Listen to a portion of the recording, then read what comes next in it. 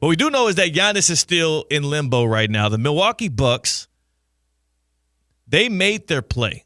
They went out to Zales, or let's say K. I think they're a fancy organization. Is K an established jewelry organization? Like, are they a top dog in the jewelry market? I think you'd probably go in terms of name value. Ooh, he went to International Jared. Diamond Company. Yeah, they're up there. International Diamond Company. They went there, IDC. And they walked in the door and they said, give us your biggest and brightest and most special and chopped up and perfectly cut diamond you have.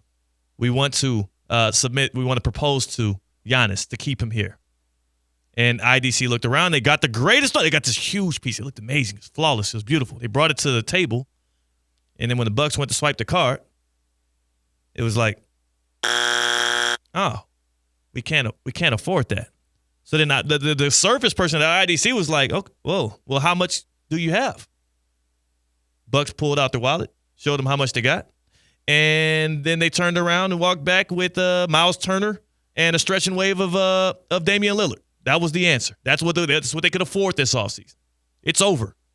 Like, I don't think there's any more pieces or moves the Bucks are going to be able to make that can sway the decision of Giannis.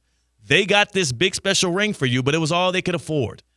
You got Miles Turner, and you got a stretching and waving of Damian Lillard, which would create some more flexibility for minute moves, but your roster is pretty much your roster. Take a listen one more time from Giannis in Greece with iShowSpeed, speaking specifically on his decision-making around leaving, asking for a trade out of Milwaukee, or staying put.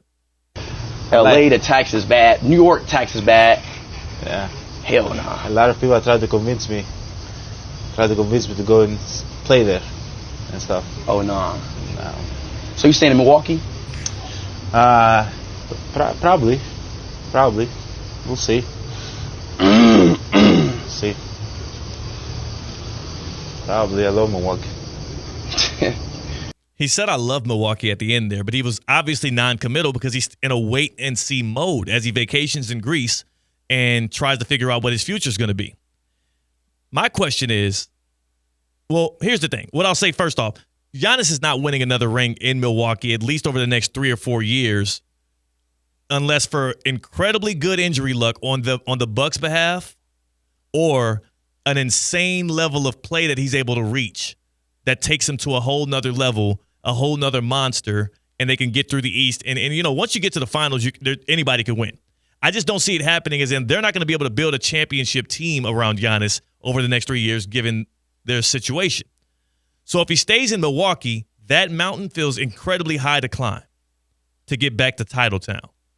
If he leaves and he gets to pick his, handpick his destination, he then opens up the possibility from him going from being a Dirk Nowitzki level of guy when you talk about legacy to someone like, I don't know, and I don't want to say this name in vain. It sounds crazy, but Kareem Abdul-Jabbar, who did what Giannis did, 1-1 with Milwaukee before taking off to L.A. and then, of course, winning 5 more. Now, he's not going to win 5 more wherever he goes, but he can certainly go somewhere and win multiple chips depending on where he asks to be traded.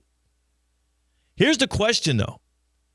Would it do more for Giannis's legacy to somehow fight in that uphill battle up against Mount Everest and fight, claw, and chip his way away to another title in Milwaukee? Just stick with it through thick and thin with one small market. How old is he? He's 30, 31? 30. He's 30 years old. He's 30 years old. He'll turn 31 in December. So he's got, 4 or 5 more years of dominant play in him before he starts to teeter off. Because of his size, the athleticism loss over the next 5 years or so aren't going to hurt him as much. The lack of a jumper is going to be what really kills off his career once he loses that springiness, that quickness that he still has. So he's got time left, but he ain't got that much time to keep playing around when he's at his peak, the peak of his powers. If Giannis wins one more ring with the Bucks, he's a god in Milwaukee. He is a god in Wisconsin, really in the Midwest. That dude is unfathomably the greatest player of all time for them, and they've had some great ones. The Big O, Kareem himself, Michael Redd.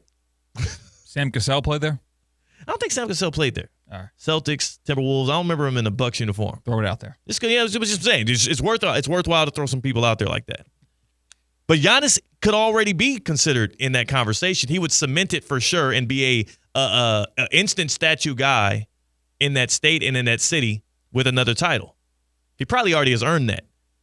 But when it comes to the pantheon of the NBA greats, he can go elsewhere. And if he wins 2 championships more and he has 3 total titles in this era, we'd have to put him above Kevin Durant, right?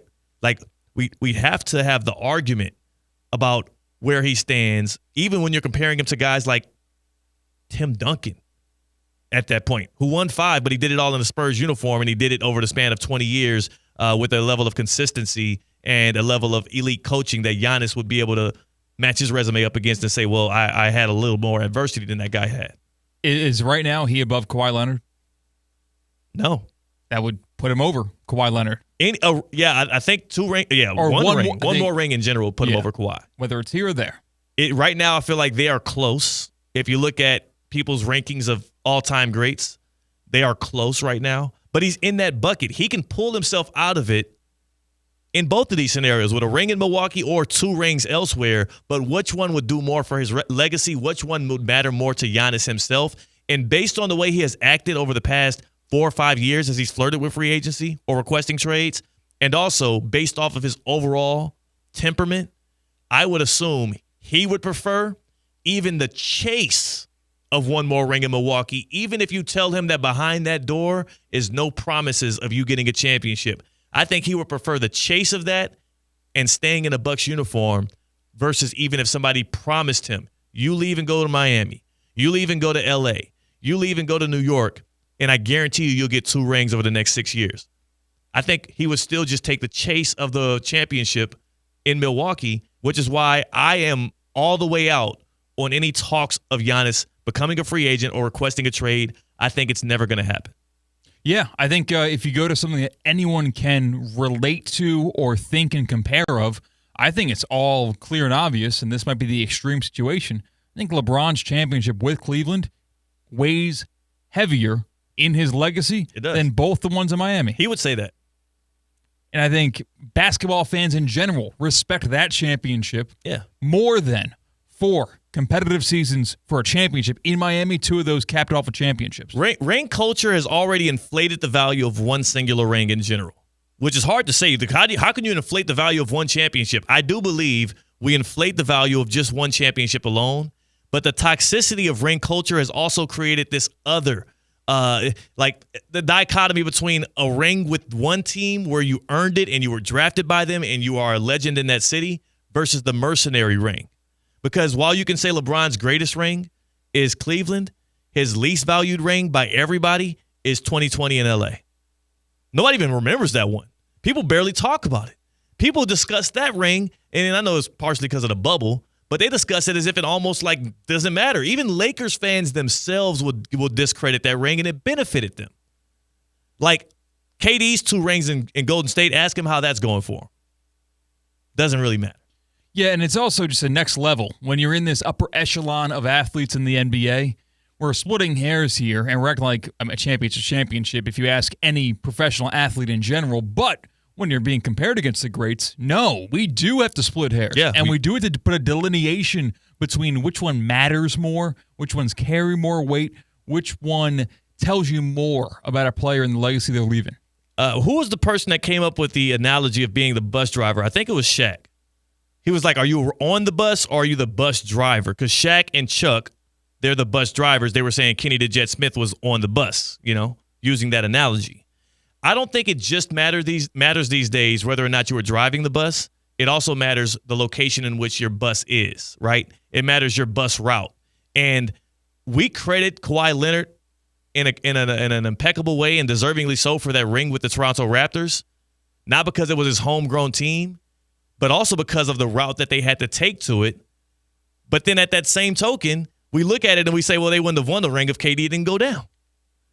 Right? Like there's levels and there's fluctuating values to how much each championship weighs.